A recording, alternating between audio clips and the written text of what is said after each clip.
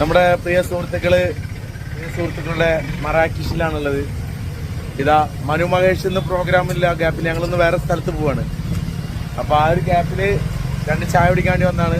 എനിക്ക് എന്ത് ചായ ഏത് ചായ എന്ന് പറയണില്ല, ഒരു അടിപൊളി ചായ. ഇത് പറഞ്ഞതും നമ്മുടെ അടിപൊളി ചായ കൊടുന്നു. മനു മഹേഷ് അതിന്റെ കൂടെ ഒരു സാൻഡ്വിച്ചും തന്നു. ഇതായിട്ട് ഞാനിനി ഇരിക്കുമ്പോൾ നമ്മുടെ ചായയും അതുപോലെ സാൻഡ്വിച്ച് ഇരിക്കുമ്പോൾ നമ്മുടെ തൊട്ടപ്പുറത്ത് എടുക്കുന്ന പട്ടി നിങ്ങൾക്ക് എന്ത് വേണേലും കഴിക്കാമല്ലോ, നമ്മൾ പാവം നമുക്കൊന്നുമില്ല, ഇങ്ങനെ ചിന്തിച്ചുകൊണ്ടിരിക്കുകയാണ്. എന്തായാലും അടിപൊളി ചായ ആയിരുന്നു. അതിൻ്റെ ഒപ്പം തന്നെ സാൻഡ്വിച്ച് സൂപ്പറായിരുന്നു. ഇതിനിടയ്ക്ക് ഞാനിങ്ങനെ ഓരോ ചിന്തകളായിട്ടിരിക്കുമ്പോൾ അതാ തൊട്ടപ്പുറത്ത് നമ്മുടെ ഒരു എന്താണ് ആലോചിച്ചിരിക്കുന്നത് എനിക്കറിയില്ല. നാളെ ഭാവിയെക്കുറിച്ചാണോ എന്താണെന്നറിയില്ല, ആളിങ്ങനെ ചിന്തിച്ചുകൊണ്ടിരിക്കുന്നുണ്ട്. പ്രോഗ്രാമില്ലാത്തപ്പോൾ ഇങ്ങോട്ട് ഓടിയെത്താൻ ഭയങ്കര വ്യഗ്രതയാണ് ഇയാൾക്ക്.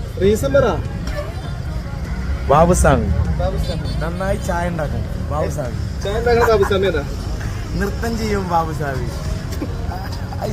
അത് കഴിഞ്ഞ് മനുവിന്റെ 2-3 തള്ളും കേട്ടിരിക്കുന്ന സമയത്താണ് നമ്മുടെ മറാക്കിഷിന്റെ മുത്ത്, നമ്മുടെ സ്വന്തം അനീഷ്ക വണ്ടിയിൽ നിന്ന് ഇറങ്ങി വളരെ സ്ലോ മോഷനിൽ നമ്മുടെ മറാക്കിഷിലേക്ക് വന്നുകൊണ്ടിരിക്കുന്നത്.